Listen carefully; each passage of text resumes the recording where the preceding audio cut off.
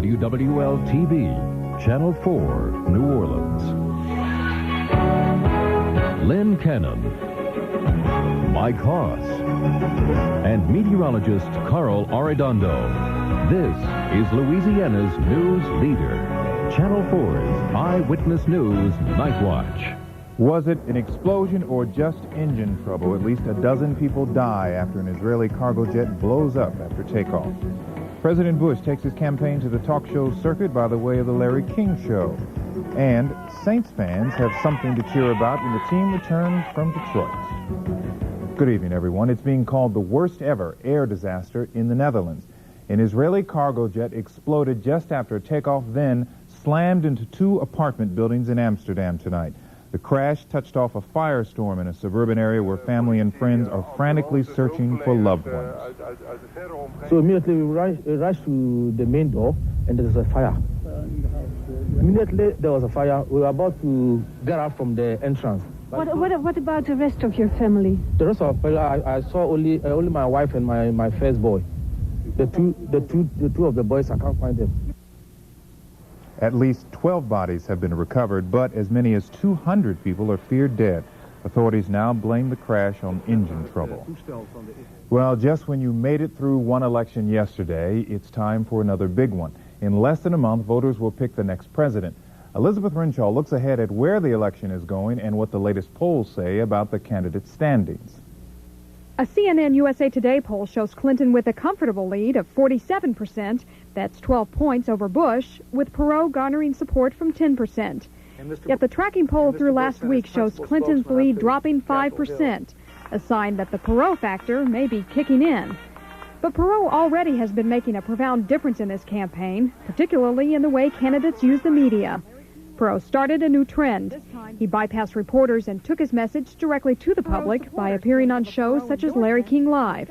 The other two quickly caught on. This is a very, very special day for us. We have presidential hopeful Governor Bill Clinton, and thank you for taking time out of an incredible schedule. Clinton hit the talk show circuit. He even tried to show that human side by jamming on late-night television. And tonight, even President Bush hit prime time.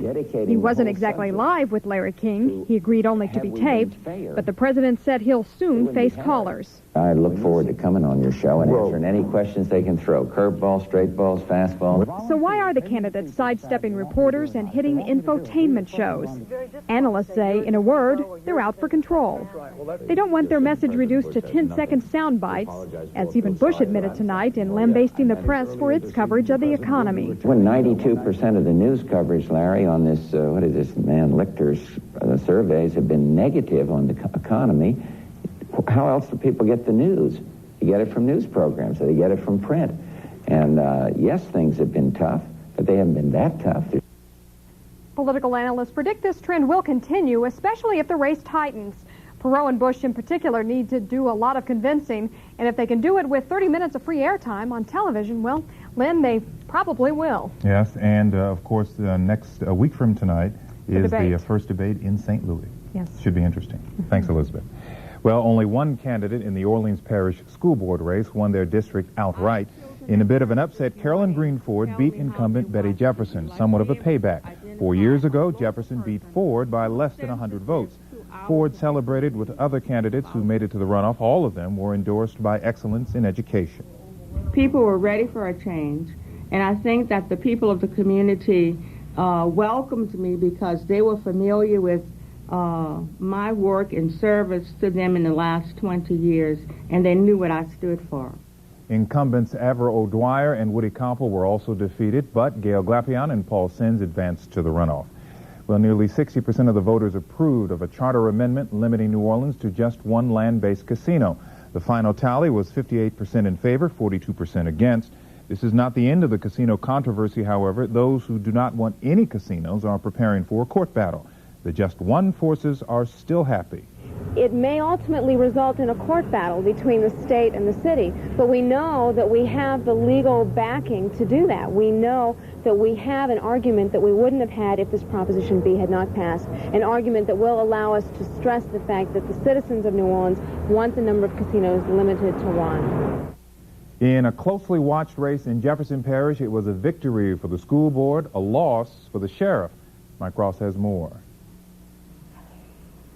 The voters' decision is a bitter disappointment for Sheriff Lee. He claims his department's crime-fighting ability will decline in the next few years because of the defeat of his tax proposal. Well, I certainly don't think it's an anti-Harry Lee vote. I think it's an anti-tax vote. Well, the real issue was whether or not the sheriff's plan was a good plan, and it was not a good plan because it was too expensive. Evans, who opposed the sheriff's tax increase, says he will now ask the council to come up with its own plan to revamp the criminal justice system and build a new jail. Evans says some form of tax increase will be needed. It depends on what the consensus is, not only on the council, but from the public. Jefferson business groups who fought the sheriff's plan are taking a wait-and-see attitude. If it's a comprehensive plan that'll solve the problem, the business community is going to support it. If it's one that's not well thought out, not comprehensive, and it's bloated money-wise, I don't think we will. No. Even though voters here in Jefferson Parish said no to the sheriff, they did agree that the public school system here needs more money.